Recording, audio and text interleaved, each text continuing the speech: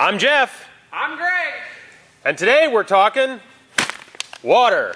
Clean, clear, refreshing water.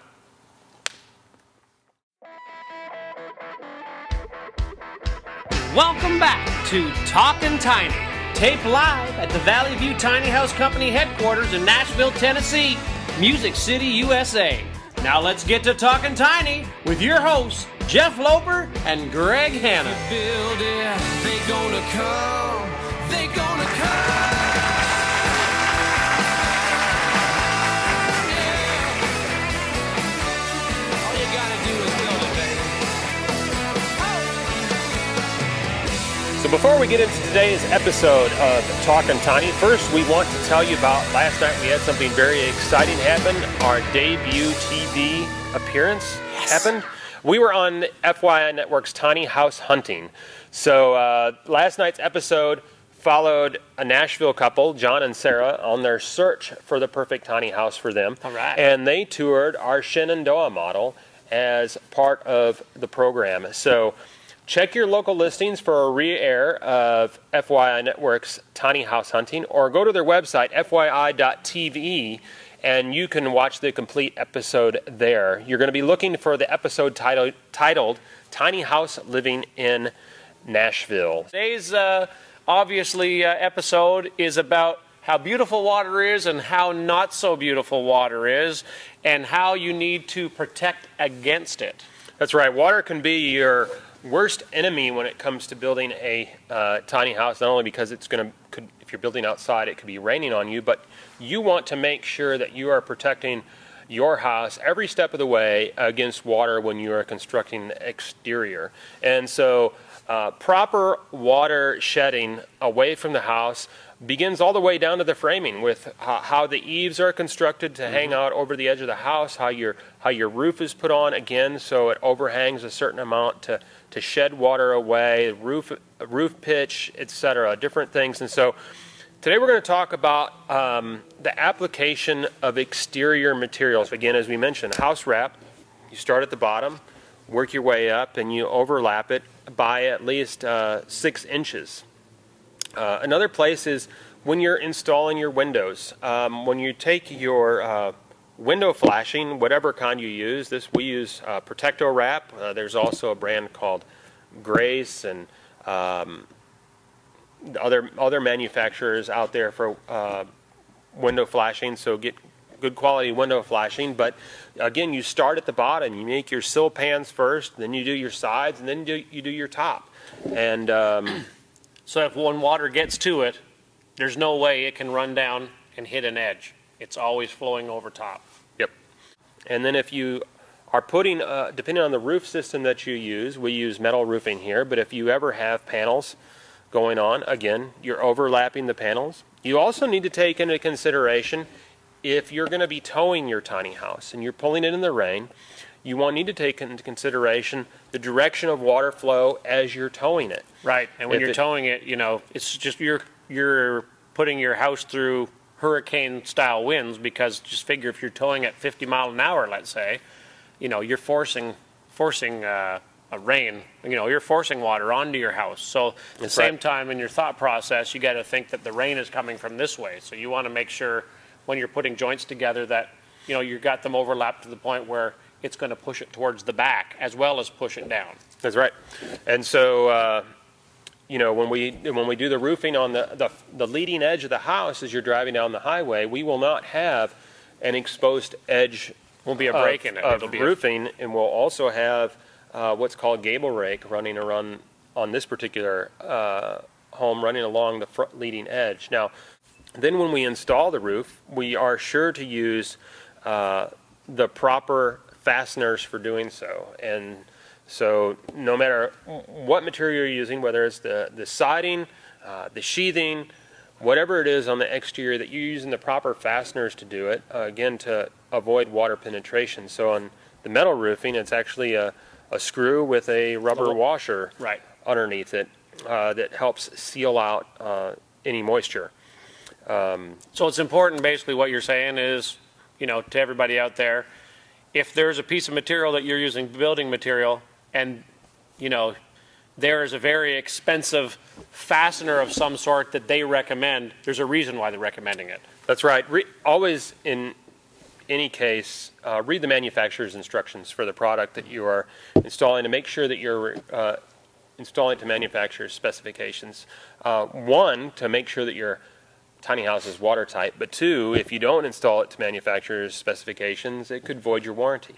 So, two things to remember. You always want to be overlapping the lower layers. And then two is that you can never be too careful. If there's ever a question of, should I apply another layer of flashing, or should I use some more caulk in a location, the answer is almost 99% of the time, yes. You just can't be too careful. Yeah, we actually chatted about that the other day amongst ourselves is, when we were sealing up some windows. Let's just say you've already sealed the window.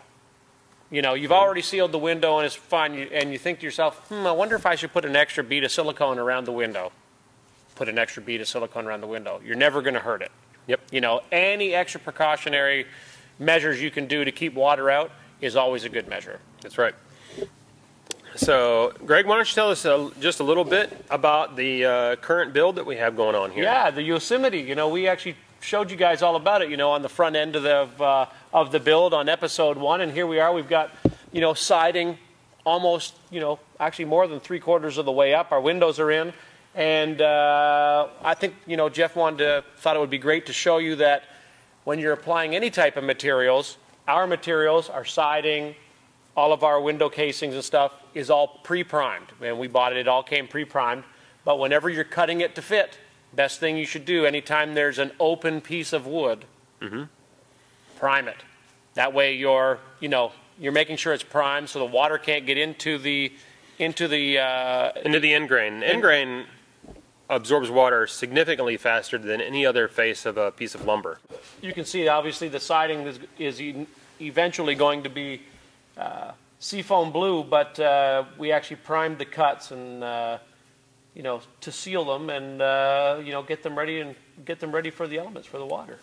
The other thing that we do is we always make sure that we, in addition to priming the ends, whenever we have two boards that come together, whether it be around windows or the siding, is that we caulk the joints. And in this particular case, we use a sealant made by DAP called DAP 3.0. It's a tremendously awesome product. It's a little bit more expensive than the $2 and $3 window and door and trim sealants that you'll find out there, but there's a reason that it is. One is that it's a low temperature sealant, and so we love it for that reason, because sometimes we're working in the fall or the winter and we have lower temperatures, and so this can be applied all the way down to 20 degrees. That's great. It also doesn't slow up our progress because it can be paintable in 30 minutes or less, and it's 100% waterproof. So it's also water resistant within 30 minutes. So if you're doing your tiny house build out in the elements, you know that you can apply this caulk and you don't have to worry about it curing for 72 hours without getting wet. Now we are to the next portion of our episode. Yeah. Tiny questions, big answers. And so this is the point of the show where we look to you to reach out to us and ask us the questions that you have about tiny house building and living. And so today, our question comes from Patrick D. And Patrick asked us the other day via email, do you have any upcoming open houses planned? And the answer is yes. We should be having one beginning to mid-March. We'll keep you updated here on the YouTube show as well as on our website, Facebook page, etc. But yes, mid-March. But if you cannot wait to see the Valley View goodness, if you just can't hold it inside, you can come by and see a Valley View tiny house anytime you want. Just give us a ring, shoot us an email. We would be happy to show off our homes to you, providing we have some around at the time and they aren't being shipped out someplace. Right. So yeah, come on by and see us. We like people. Check out the way we build our houses. Hopefully we'll have one in process while you're here. That'd be great. So Greg, our tip of the week. Yeah, that's my favorite part of the show. You know, it's tips and tricks, and great tip of the week. And I'm always repeating it. Yeah, it was it's annoying. It's annoying. It was shared to me by a real good friend of mine a while ago, and it stays ingrained in my head. A clean and tidy workplace is a safe and tidy workplace. And folks, that's so true.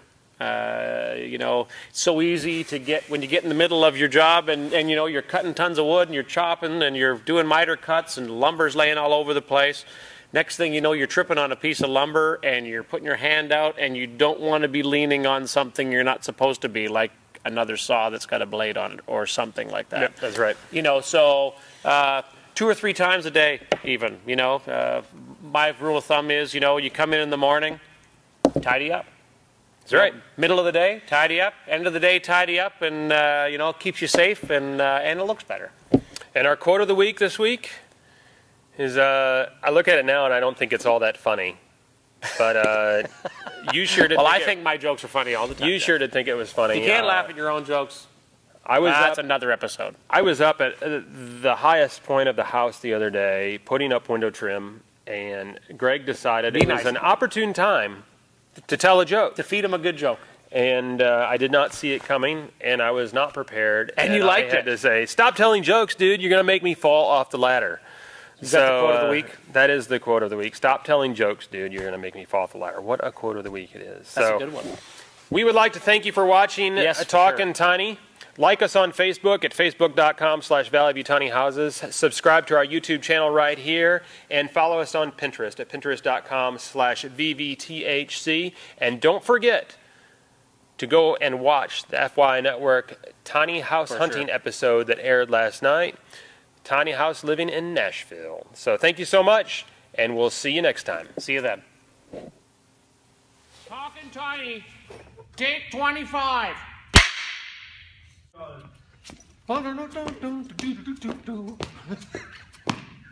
Dude, get over here and get to work. If you build it, they gonna come. They gonna come. Yeah. All you gotta do is build it, baby.